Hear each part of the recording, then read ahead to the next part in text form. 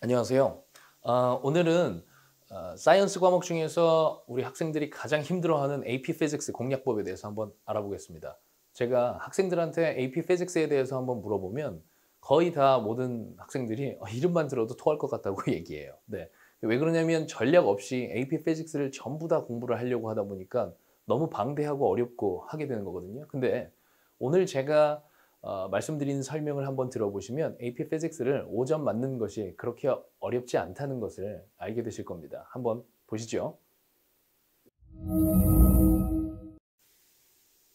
자, 이렇게 AP Physics는 1, 2, C 그리고 C도 이렇게 M 섹션, E 섹션으로 두 가지로 나눠져 있어요. 그러면 우리 Physics 같은 경우는 이렇게 여러 과목을 커버할 수가 있기 때문에 GPA 향상에 아주 좋은 과목이라고 볼 수가 있겠습니다. 보통 다른 사이언스 과목들은 AP 그냥 한 과목 이렇게 있는데 이 Physics는 1, 2, C에서 두 과목 이렇게 총 네 과목을 차지할 수가 있기 때문에 GPA 향상에 아주 큰 도움이 될 거라고요.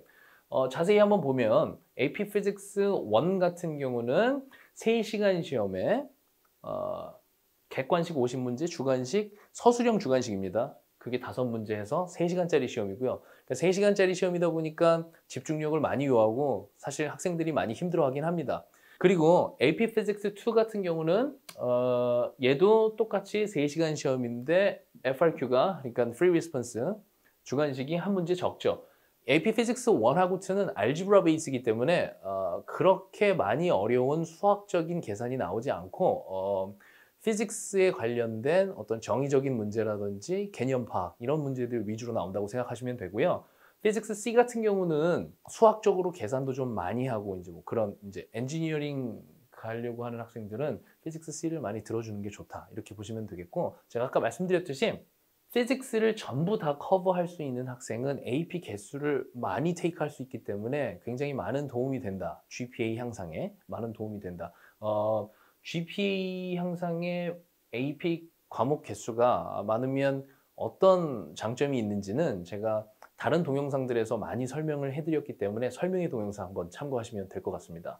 좀 더 자세히 이제 들어가 볼 건데 제가 이 네 가지를 전부 다 설명을 지금 드리면 시간도 부족할 뿐더러 해당이 안 되는 학생들이 굉장히 많을 거예요. 그렇지만 AP Physics 1 같은 경우는 피직스를 우리가 공부하는 학생들이 모두 다 시험을 본다고 보시면 되기 때문에 제가 AP Physics 1에 대해서 오늘은 설명을 한번 해보도록 하겠습니다. 이것을 기준으로 설명을 드릴 거예요. 자, 컬리지 보드가 AP 문제를 내고 있잖아요. 그래서 이 컬리지 보드가 AP Physics 1은 이런 식으로 단원을 나눠놨어요.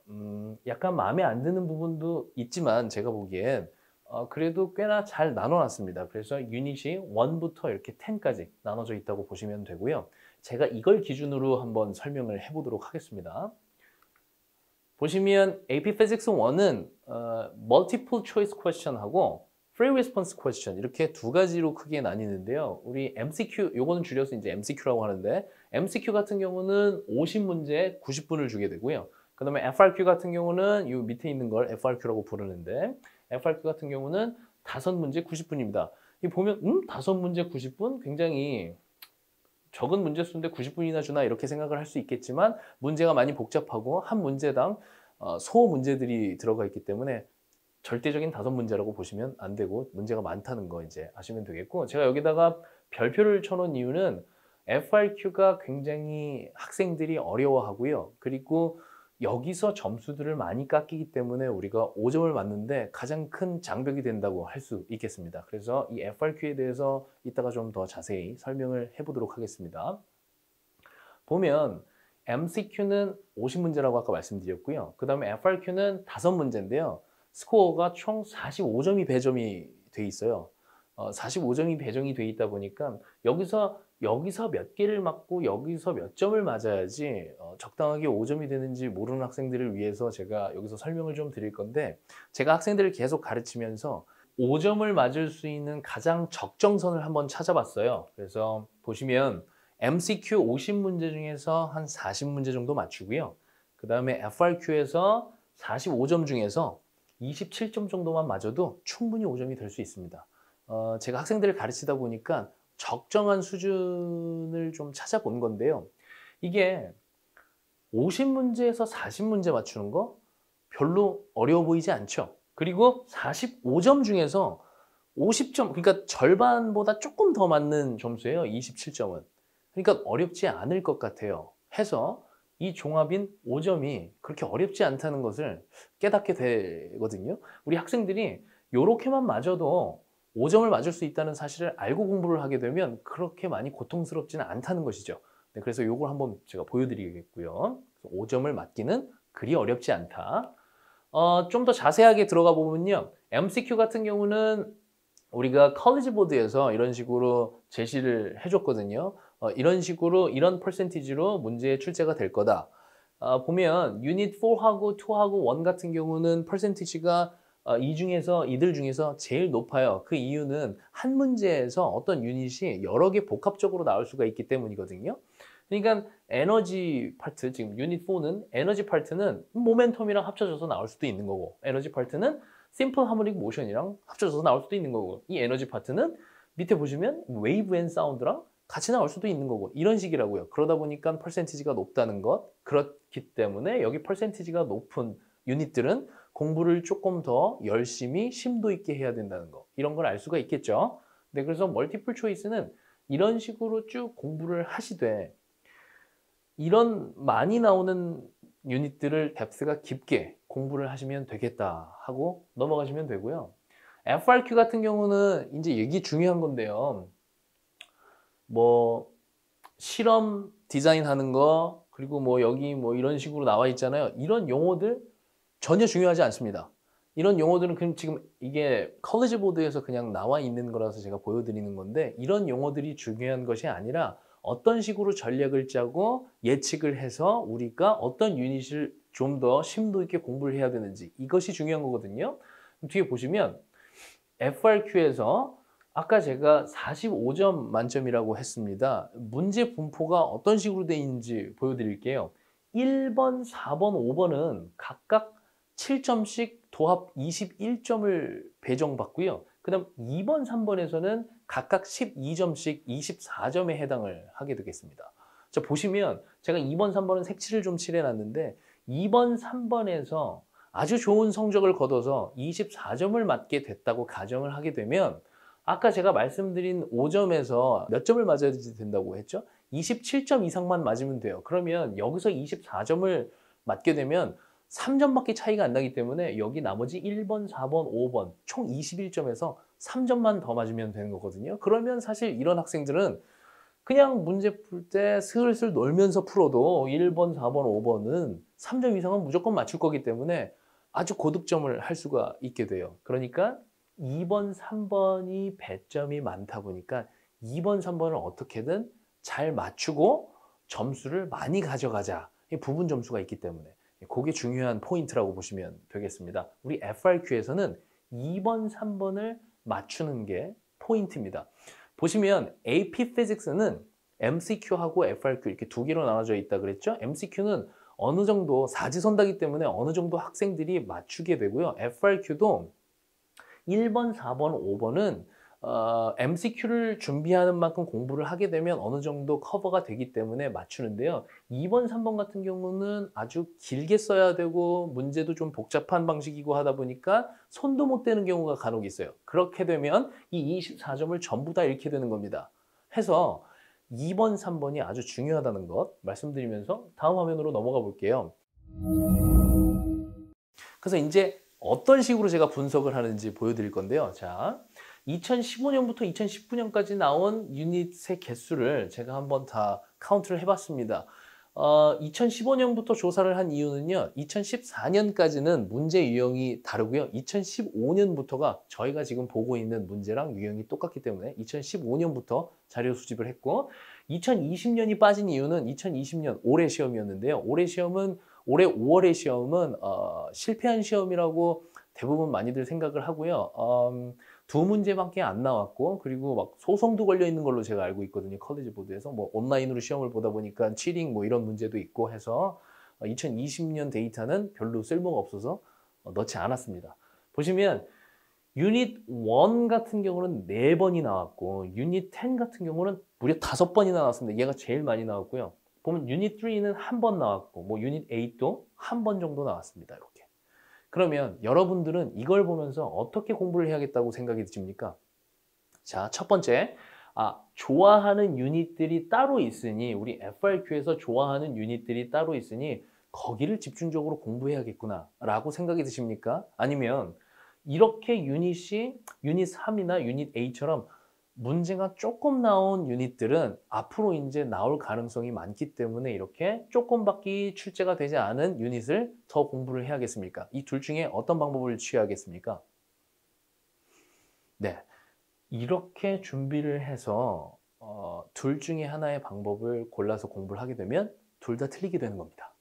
둘 다 틀린다고요. 이런 식으로 문제가 이렇게 나와서 내가 다음을 준비해야지 하면 안 되고요. 제가 이제부터 보여드릴 테니까 잘 보세요. 일단 2번, 3번이 중요하다고 했으니까 2번, 3번에서 나온 유닛들을 제가 한번 정리를 한번 해봤어요. 보면 2015년도에는 유닛 4, 6, 9에서 나왔습니다. 그리고 2016년도에는 유닛 1, 5에서 나왔죠. 보면 어떤 특징이 있냐면 전년도에 나온 유닛을 2번, 3번에서 다음 해에 건들지 않아요. 그리고 여기서는 1번, 5번이 나왔으니까 이 유닛 2하고 7이 나왔고요. 건들지 않아요. 2018년은 예외적으로 유닛 7을 한 번 더 겹쳐서 내고 그리고 유닛 8에서 나왔고 2019년 같은 경우도 앞에서 안 건들죠. 근데 약간 이상한 게 있죠? 2번, 3번이라고 했는데 여기 이렇게 3개가 칠해져 있어요. 제가 아까 말씀드린 것처럼 복합되는 문제가 있을 수 있기 때문에 한 문제에 유닛이 여러 개가 들어갈 수가 있잖아요. 근데 복합도 엄청나게 많이 되지는 않습니다. 이렇게 보시면 아시겠지만. 네. 그래서 우리가 여기서 알아볼 수 있는 건 뭐냐면 전년도에 2, 3번에서 나온 유닛은 그 다음에는 거의 안 내요. 요때 한 번을 제외하고는 거의 내지 않습니다. 그래서 요거를 알고 가시면 일단 되고요. 그 다음에 나머지 1, 4, 5번 같은 경우도 이런 식으로 돼 있는데 이게 재밌는 게 뭐가 있냐면 보시면 이 위에 부분은 어떤 패턴을 찾기가 조금 힘들거든요. 근데 이 아래 유닛 10을 한번 보세요. 이 유닛 10이 사운드 앤 웨이브예요. 웨이브 앤 사운드. 이 10이 한 번, 두 번, 세 번, 네 번, 다섯 번 있는 시험 동안 계속 나왔습니다. 그리고 2020년에는 여기서 안 낸다고 그때 공지를 해서 여기서는 당연히 안 나왔고요. 그렇다 보니까 이 5번 중에 이 5번 중에 전부 다 유닛 10에서는 문제가 나왔는데 4번은 5번에서 나오고 한 번은 4번에서 나왔어요. 그러니까 우리가 뭘 유추할 수 있냐면 2021년 이 다음 시험 한 6개월 뒤에 이 시험에서는 유닛 10은 아마 무조건 나오게 될 거예요. 4번이나 5번에서요. 그러면 이 세 문제 중에 하나는 유닛 10에서 나올 거니까 웨이브 앤 사운드 공부 열심히 해야죠. 그리고 나서 나머지 두 문제 정도는 이걸 예측하기보다는 어떻게 생각하시면 되냐면 MCQ 기준으로 공부하셨을 거잖아요. MCQ가 어떤 식으로 나와서 내가 답을 맞춰야지 해서 공부를 했잖아요. 그 정도로만 공부해도 맞출 수 있게 나오게 됩니다. 왜냐면 short answer이기 때문에 짤막짤막하게 답을 쓰는 거기 때문에 나머지 두 문제는 어느 챕터에서 나와도 아마 커버하실 수 있을 겁니다. 우리 학생들. 자, 이게 이렇게까지만 보고 넘어가면 조금 더 눈에 잘 안 보이니까 제가 이걸 합쳐봤습니다. 이 색깔이 돼 있는 게 2번, 3번에 나온 유닛이에요. 그럼 보시면 2015년서부터 한번 볼게요. 2015년도에서 한번 보시면 1번, 4번, 5번 그러니까 점수가 배점이 낮은 7점짜리 그 문제들에서 나온 유닛은 2번, 3번이 건들지 않아요. 그렇죠? 그러니까 많이 겹치지 않는다고요. 보면 2016년도 마찬가지예요. 2번, 3번이 유닛 1, 5에서 나왔으니까 나머지에서 1, 4, 5번이 나왔다고요. 무슨 말씀이신지 알겠죠? 그게 계속 반복되고 2019년 같은 경우에는 좀 많이 복합이 돼 있어서 여기서는 이제 좀 같이 건드는 모습을 좀 보이는데 근데 이것도 뭐 하나 정도만 이렇게 겹치게 되지 다 골고루 내는 거를 지금 지향하고 있습니다. 우리 컬리지 보드에서는. 자, 그리하여 우리가 앞으로 2021년 5월에 있을 AP Physics 1 시험을 보기 위해서 어떤 문제가 2번, 3번에 나올지 예측을 하는 게 아주 굉장히 중요한데요. 그래서 저는 이런 식으로 예측을 하게 됩니다. 보시면 일단 유닛 9부터 한번 볼게요. 유닛 9 보시면 유닛 9은 컬리지 보드가 기출하는 거를 좋아한다는 걸 알 수가 있어요. 계속 나오고 있어요. 하지만 2번, 3번에는 2015년에 한 번 나오고 한 번도 나온 적이 없기 때문에 이번에 나올 확률이 아주 높다고 볼 수 있겠습니다. 2020년은 제외시킨다고 했죠. 근데 제외시키는데 마저도 여기서도 안 된다고 공지가 나왔었거든요. 그렇기 때문에 유닛 9은 아주 나올 확률이 높습니다. 어디에요? 2번, 3번이에요. 2번, 3번 안에 나올 확률이 아주 높고요. 그리고 지금 여기 제가 X자 표시 친 유닛 2번하고 유닛 2, 4, 6은 2019년에 나왔기 때문에 이걸 전년도라고 파악을 해서 나오지 않는다고 가정했어요. 근데 물론 나올 수도 있습니다. 하지만 예측을 이런 식으로 가져간다고요. 왜냐하면 여태까지 보면 전년도에 나왔던 게 다시 한번 나오진 않으니까요. 그리고 유닛 3를 제가 세모로 해놓은 이유는요. 보시면 유닛 3는 거의 안 나옵니다. FRQ에서는요. MCQ에서도 좀 적은 포션으로 나오긴 하는데 FRQ에서는 정말 나오기 힘들어요. 보면 2018년에 한 번 이런 식으로 간헐적으로 나오기 때문에 얘도 이때 나올 수가 있겠지만 안 나올 확률이 좀 큽니다. 그래서 제가 세모로 표시를 해놨고 유닛 5 같은 경우를 보셔도 여기 이렇게 자주 출제가 되긴 하는데 마지막에 나온 것이 2016년이기 때문에 2021년 이제 한번 나올 때가 됐습니다. 그래서 유닛 5 이렇게 유닛 9하고 5가 나올 확률이 가장 크다고 보시면 되고요. 유닛 7 같은 경우는 로테이셔널 모션인데 워낙 좋아해요. 2번, 3번에 내는 거를 보시면 유닛 7은 2번, 3번에 두 번이나 나왔잖아요. 워낙 컬리지 보드가 유닛 7을 2번, 3번에 내는 걸 좋아하기 때문에 항상 후보에 넣어놔야 되고요. 이렇게 돼 있고 그 다음에 유닛 1 같은 경우는 제가 왜 아무것도 표시를 안 해놨냐면 유닛 1은 유닛 첫 번째에 나온 이유가 있을 거 아닙니까? 기본적인 내용이기 때문에 어떤 유닛이랑도 융합해서 문제가 복합적으로 나올 수가 있기 때문에 이것은 항상 공부를 열심히 해야 된다는 거 그거 말씀드리면서 종합을 해보면 1, 4, 5번 중에 하나는 무조건 유닛 10에서 나올 거고 2번, 3번은 우리 유닛 9, 7, 5 중에서 2번, 3번이 나올 거기 때문에 거의 3문제 이상을 예측했죠, 제가. 그럼 나머지 문제는 MCQ 풀 정도의 실력만 가지고 있어도 어느 정도 점수를 받을 만큼 풀 수가 있을 것이다. 이렇게 종합을 할 수가 있겠습니다. 제가 매년 이런 식으로 예측을 해서 학생들을 지도해가지고 아주 자세히 맞춘 적도 있고 아니면 한 50% 정도만 맞춘 적이 있는데 그래도 제가 성공률이 50% 이상 정도는 맞출 수 있기 때문에 아마 이 중에 하나는 걸려서 비슷하게 나오게 될 겁니다. 종합을 해보면 이 유닛 안에서 9번, 7번, 5번을 조금 더 깊이 있게 공부를 하셔야 된다. 이렇게 제가 결론을 좀 내릴 수 있을 것 같습니다. 어느 깊이까지 공부를 해야 되느냐 이거는 제가 디테일한 과목 내용을 설명을 해드려야 되는 부분이기 때문에 그건 지금 이 동영상에서는 설명해드리기가 조금 힘들 것 같고요. 요거만 알아가셔도 굉장히 큰 도움이 되셨을 거라고 생각이 됩니다.